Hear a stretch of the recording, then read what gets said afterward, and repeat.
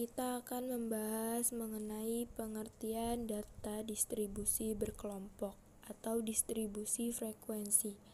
Distribusi frekuensi adalah suatu susunan data mulai dari data terkecil sampai dengan data yang terbesar yang akan membagi banyaknya data ke dalam beberapa kelas.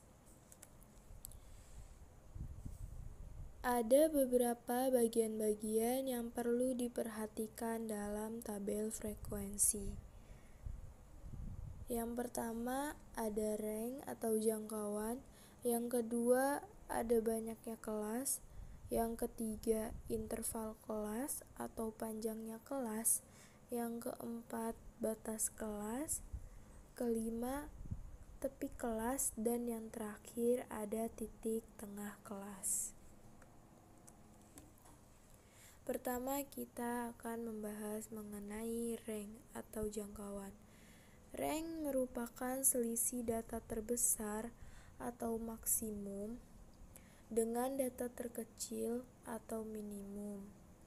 Kemudian, range dapat kita hitung dengan menggunakan rumus R sama dengan X maksimum dikurangin X minimum, di mana R merupakan range-nya atau jangkauannya, X maksimum atau X max merupakan nilai data terbesarnya, dan X minimum merupakan data terkecilnya.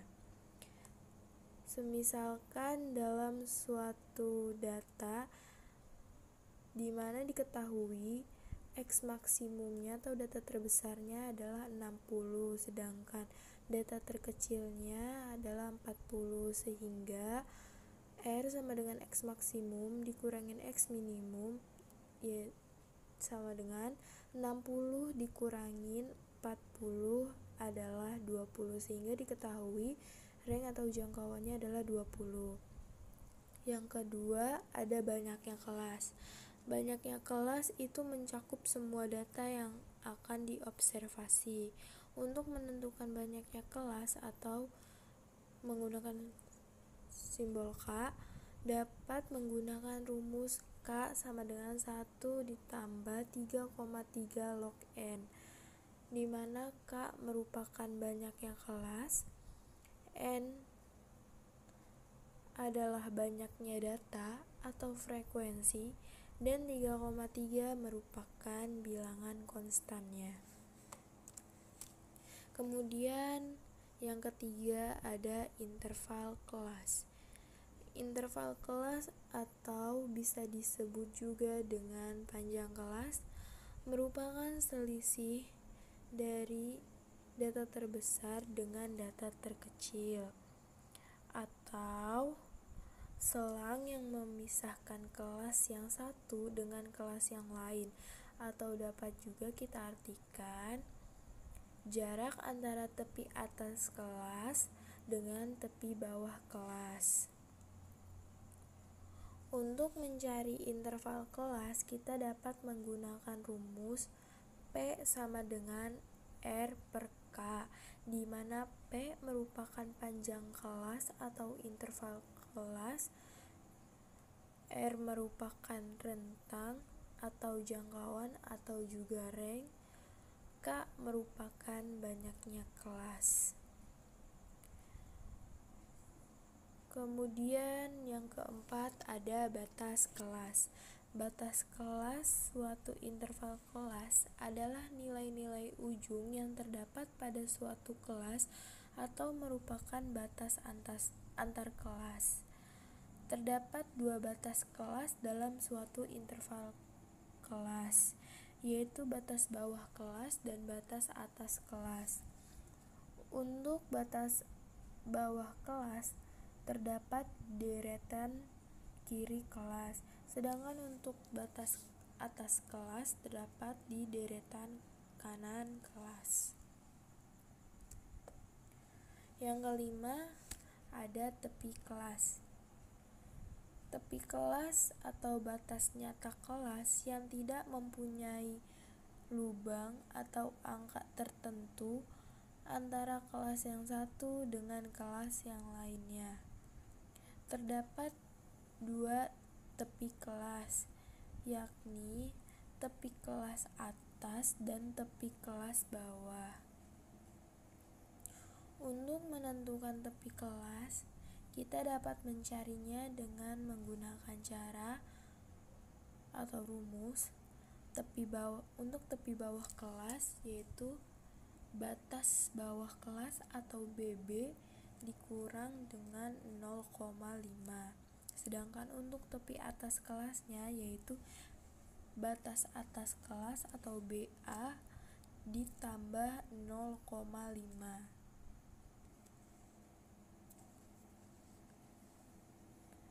Yang terakhir ada titik tengah kelas.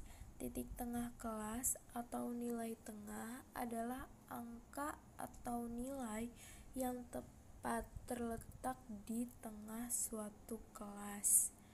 Titik tengah kelas merupakan nilai yang mewakili suatu interval kelas.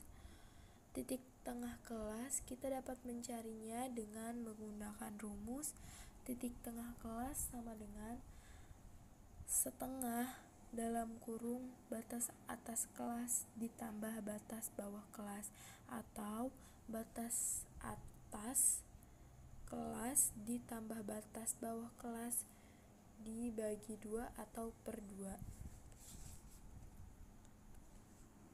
Tabel distribusi frekuensi. Tabel distribusi frekuensi adalah alat penyajian data statistik yang terdiri dari baris dan kolom, yang memuat angka-angka untuk menggambarkan distribusi atau pembagian frekuensi dari variabel yang sedang jadi objek penelitian. Jenis tabel distribusi frekuensi ada 5, yaitu 1. Tabel distribusi frekuensi data tunggal, 2. Tabel distribusi frekuensi data kelompok, 3. Tabel distribusi frekuensi kumulatif, 4. Tabel distribusi frekuensi relatif, 5. Tabel distribusi frekuensi kumulatif relatif. A. Tabel distribusi frekuensi data tunggal adalah tabel distribusi frekuensi data tunggal adalah tabel yang memuat frekuensi dari data yang tidak dikelompokkan. Contohnya pada tabel nomor sepatu siswa kelas IPA. B. Distribusi data kelompok. Tabel distribusi data kelompok adalah data yang telah dikelompokkan, memuat frekuensi data yang didistribusikan dalam kelompok-kelompok atau kelas yang berbeda. Contohnya pada tabel distribusi pendapatan 50 karyawan percetakan A di Bandung dalam ribuan rupiah. C. Tabel distribusi frekuensi kumulatif. Tabel distribusi frekuensi kumulatif adalah distribusi yang menyatakan frekuensi total yang ada di bawah atau di atas batas bawah satu kelas. Frekuensi kumulatif yang ada di bawah batas bawah disebut frekuensi kumulatif kurang dari, sedangkan yang ada di atas atau sama dengan batas disebut frekuensi kumulatif lebih dari. Contohnya pada 3 tabel di bawah ini. D. Tabel distribusi frekuensi relatif. Frekuensi relatif adalah perbandingan antara frekuensi masing-masing kelas dengan jumlah frekuensi seluruh yang dinyatakan dalam presentase. Contohnya pada tabel di bawah ini. E. Tabel distribusi frekuensi kumulatif relatif. Frekuensi kumulatif relatif adalah frekuensi kumulatif dibagi frekuensi total dikalikan 100% dinyatakan dengan rumus di bawah ini. FK sama dengan FK per sigma F kali 100%. Diketahui FK sama dengan frekuensi relatif, FK frekuensi kumulatif, dan sigma F adalah jumlah total dari frekuensi dikali 100%. Contohnya pada tabel di samping. Data dalam bentuk diagram dan grafik.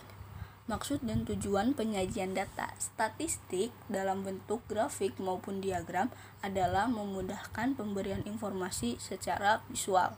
Penyajian data dalam bentuk grafik maupun diagram sangat banyak digunakan, karena kedua bentuk ini sangat efektif untuk menyebarkan informasi baik melalui media surat kabar, majalah, maupun laporan-laporan statistik. Diagram dibagi menjadi beberapa jenis.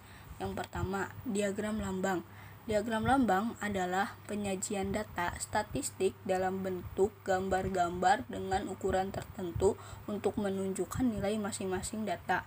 Contoh, jumlah lulusan suatu perguruan tinggi dari tahun 1992 sampai 1996 adalah sebagai berikut. Yang kedua, diagram batang. Diagram batang pada umumnya digunakan untuk membandingkan suatu data dengan data keseluruhan. Beberapa hal yang perlu diperhatikan untuk membuat diagram batang adalah skala yang digunakan harus dimulai dari 0. Diagram batang dapat dibuat secara vertikal maupun horizontal. Skala tinggi maupun lebar diagram batang harus sama. Diagram harus dilengkapi oleh judul. Contoh, nilai eksponen non-migas tahun 1991 sampai 1995. Yang ketiga, diagram garis. Diagram garis dipakai untuk menggambarkan suatu data yang berkelanjutan dalam suatu kurun waktu tertentu. Misalnya, data produksi dari tahun ke tahun, nilai eksponen suatu jenis barang dari tahun ke tahun, dan sebagainya. Contoh, data curah hujan di Kota Bandung pada tahun 1996 adalah sebagai berikut. Yang keempat, diagram lingkaran. Penyajian data dalam bentuk diagram lingkaran didasarkan pada pembagian sebuah lingkaran dalam beberapa bagian sesuai dengan jenis data yang akan disajikan. Selanjutnya, tiap-tiap bagian diberikan keterangan sesuai dengan jenis data yang disajikan. Contoh, data pekerjaan orang tua siswa SMK kelas 10 tahun 1996. Diagram lingkaran dari informasi slide sebelumnya sebagai berikut. Yang pertama, wira swasta sama dengan 200/400 dikali 100% sama dengan 50%. Diagram dengan sudut pusat sama dengan 50/100 dikali 360 derajat sama dengan 180 derajat. Yang kedua, pegawai negeri sama dengan 100/400 dikali 100% sama dengan 25%. Diagram dengan sudut pusat sama dengan 25/100 dikali 360 derajat sama dengan 90 derajat. Petani, 70/400 dikali 100% sama dengan 17,5%. Diagram dengan sudut pusat sama dengan 17,5/100 dikali 360 derajat sama dengan 63 derajat. Yang keempat, ABRI sama dengan 30/400 dikali 100% sama dengan 7,5%. Diagram dengan sudut pusat sama dengan 7,5/100 dikali 360 derajat sama dengan 27 derajat. Kali ini kita akan membahas tentang histogram dan poligon frekuensi. Nomor 5. Contohnya, berat badan 50 siswa. Kita urutkan dulu berat badan. Ada 40 sampai 44, 45 sampai 49, 50 sampai 54, 55 sampai 59, 60 sampai 64, 64 sampai 69. Dengan frekuensi 40 sampai 44 itu ada 4, 45 sampai 49 itu ada 6, 50 sampai 54 itu ada 10, 55 sampai 59 itu ada 20, 60 sampai 64 itu ada 7, 64 sampai 69 itu ada 3 dengan total frekuensi adalah 50. Nah, jadi kita langsung buat histogram dan poligonnya, dan kita bikin kayak balok gitu, terus susun sesuai urutannya. Misalkan di sini titik tengahnya ada 42, terus sini ada 47, 52, 37, 62 dan 67. Setelah itu kita buat histogramnya, lalu kita buat poligonnya, dan terbentuklah gambar di samping. Selanjutnya nomor 6 ada OGIF. Grafik OGIF dibuat dari data sebaran frekuensi kumulatif kurang dari dan frekuensi lebih dari. Contohnya, perhatikan gambar distribusi frekuensi berikut ini dengan berat yang tadi saya sebutkan. Setelah itu, untuk membuat OGIF dari data di sebelah kiri diperlukan bantuan sebagai berikut. Nah, itu kan ada ya Contoh-contohnya, ya kita cari dulu itu batas bawahnya berapa. Kita urutkan batas bawahnya semua, ada 39,5 dengan frekuensi kurangnya adalah 0 dan frekuensi lebih darinya adalah 50. Terus batas bawah untuk yang kedua adalah 44,5, frekuensi kurangnya 4, frekuensi lebihnya 46. 49,5 dengan frekuensi kurang 10, frekuensi lebih 40. Yang 54,5 dengan frekuensi kurang 20 dan frekuensi lebih 30. Selanjutnya ada 59,4 dengan frekuensi kurang 40 dan frekuensi lebih 10. Selanjutnya ada 64,5 dengan frekuensi kurang 47 dan frekuensi lebih 3. Yang terakhir yaitu 69,5 dengan frekuensi kurang 50 dan frekuensi lebih 0. Nah, untuk grafik frekuensi kumulatif kurang dari pada distribusi frekuensi berat pada 50 siswa dapat digambarkan sebagai berikut yang ada di sebelah kanan. Terus, untuk grafik frekuensi kumulatif lebih dari pada distribusi frekuensi berat pada 50 siswa ada di gambar sebelah kiri. Terima kasih. Nah, berikut ini disajikan contoh soal, yaitu soalnya di bawah ini merupakan data hasil ujian matematika dari 60 siswa, yaitu sebagai berikut. Dapat dilihat di situ terdapat 60 data nilai dari 60 siswa. Kemudian berdasarkan data di atas, 1. Buatlah tabel distribusi frekuensi data berkelompok berdasarkan data di atas. Dan yang kedua, berdasarkan tabel distribusi yang telah dibuat, sajikan data tersebut ke dalam bentuk A. Histogram, B. Poligon frekuensi, dan C. OGIF-nya. Pertama, untuk membuat suatu tabel distribusi frekuensi, kita akan mencari rank-nya atau jangkauan, dimana rumusnya R sama dengan X maksimum dikurangin X minimum, dimana pada data tersebut diketahui bahwa X maksimumnya adalah 90 dan X minimumnya adalah 50, sehingga X maksimum dikurangin X minimum yaitu 90 dikurangin 50 adalah 40, sehingga didapat rank atau jangkauannya adalah 40.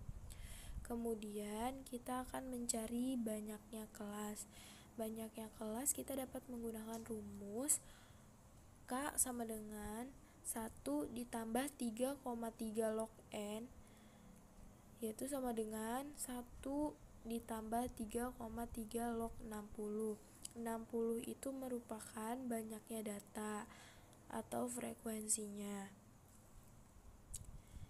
Kemudian sama dengan 1 ditambah 3,3 dalam kurung 1,78. 1,78 merupakan hasil dari log 60. Kemudian 1,78 dikalikan dengan 3,3 akan menghasilkan 5,874. Kemudian dijumlahkan dengan 1 akan menghasilkan 6,874. Jika dibulatkan 6,874 itu akan menjadi 7, maka banyaknya kelas untuk data tersebut adalah ada 7 kelas. Kemudian setelah mencari rank dan banyaknya kelas, kita akan mencari panjang kelas atau P, dimana untuk mencari panjang kelas kita menggunakan rumus P sama dengan R per K, dimana sudah diketahui sebelumnya udah kita dapatkan R yaitu 40 dan K nya 7, sehingga 40 per 7 adalah 5,714 dan jika dibulatkan akan menjadi 6, maka panjang setiap kelasnya adalah 6. Dengan demikian, kita akan mendapatkan sebuah tabel distribusi frekuensi sebagai berikut, yaitu yang terdiri dari 7 kelas dengan setiap kelasnya itu panjangnya 6. Di mana kelas pertama kita dapatkan yaitu nilainya 50 sampai dengan 5,5 dengan frekuensi atau banyaknya data kelas tersebut ada 4. Kemudian pada kelas kedua ada 56 sampai dengan 61, frekuensinya itu 7. Kelas ketiga 62 sampai dengan 67, banyaknya data atau frekuensinya 9. Kelas keempat 68 sampai dengan 73, frekuensinya itu 15. Kelas kelima itu ada 74 sampai 79, banyaknya data atau frekuensi itu ada 12. Selanjutnya kelas ke-6 terdapat 80 sampai dengan 85, frekuensinya adalah 8. Dan yang terakhir atau kelas ke-7 ada 86 sampai dengan 91, frekuensinya adalah 5, sehingga total frekuensinya adalah 60.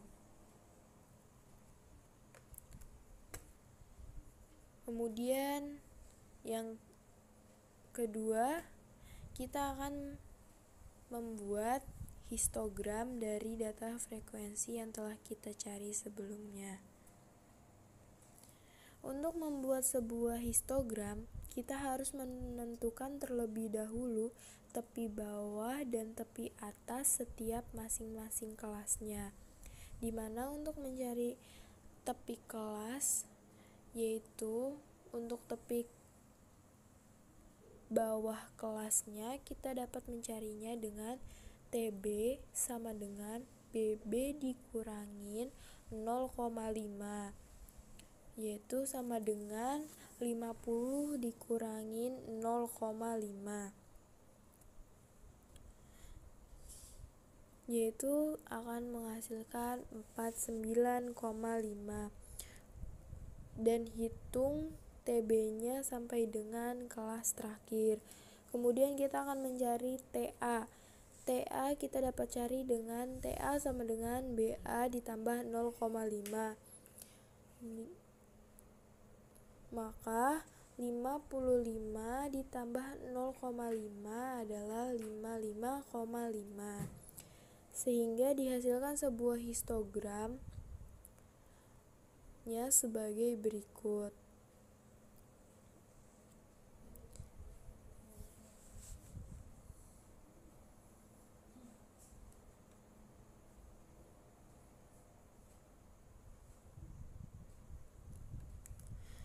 Kemudian B, poligon frekuensi. Untuk membuat sebuah poligon frekuensi, kita harus menghitung terlebih dahulu titik tengahnya.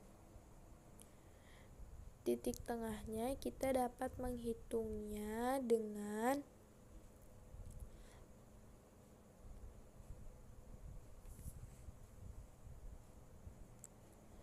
batas atas ditambah dengan batas bawah dibagi 2, yaitu pada kelas pertama terdapat batas atasnya itu 55 dan batas bawahnya 50, sehingga 55 ditambah 50 dibagi 2 akan menghasilkan 52,5.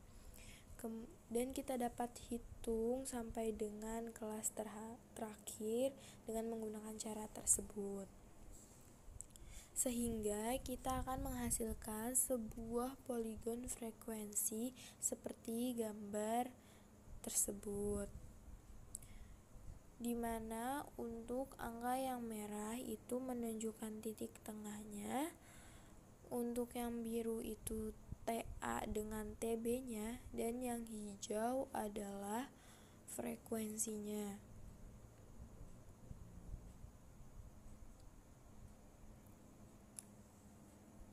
Dan yang terakhir kita akan mencari OGIF. Untuk membuat sebuah OGIF, menentukan terlebih dahulu FK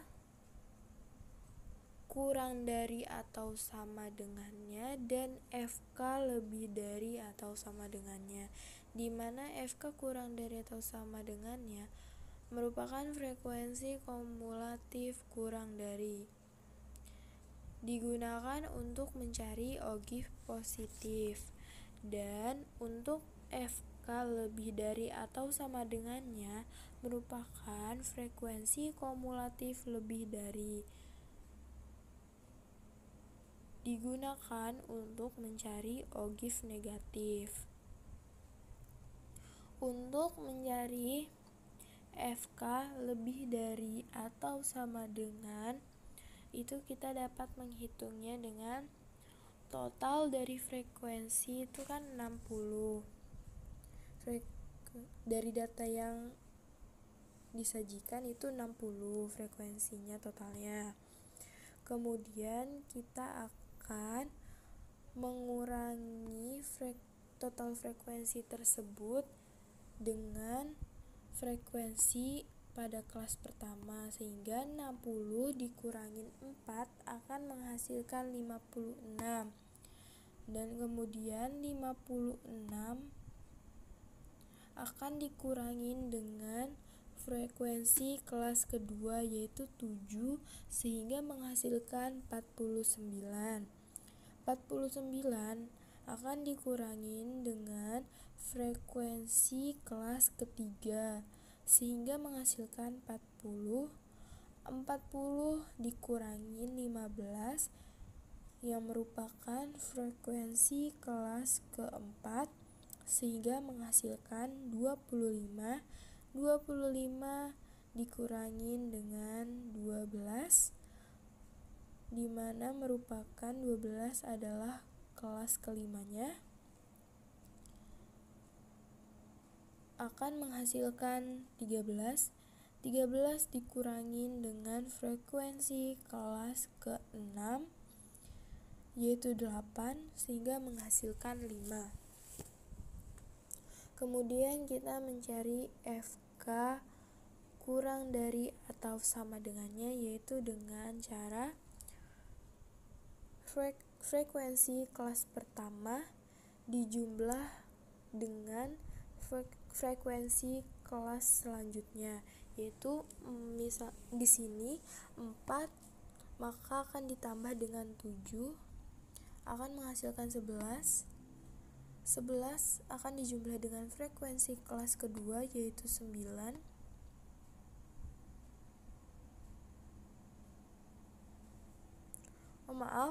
Akan dijumlah dengan frekuensi kelas ketiga yaitu 20, akan menghasilkan 20.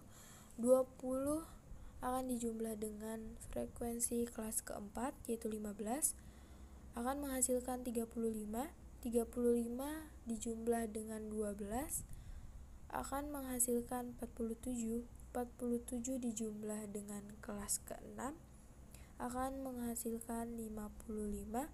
55 dijumlah dengan frekuensi kelas ke-7 yaitu 5 akan menghasilkan 60.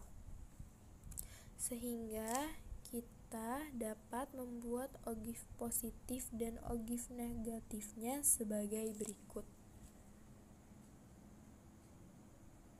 Dimana pada OGIF positif dia itu titiknya dari bawah mengarah ke atas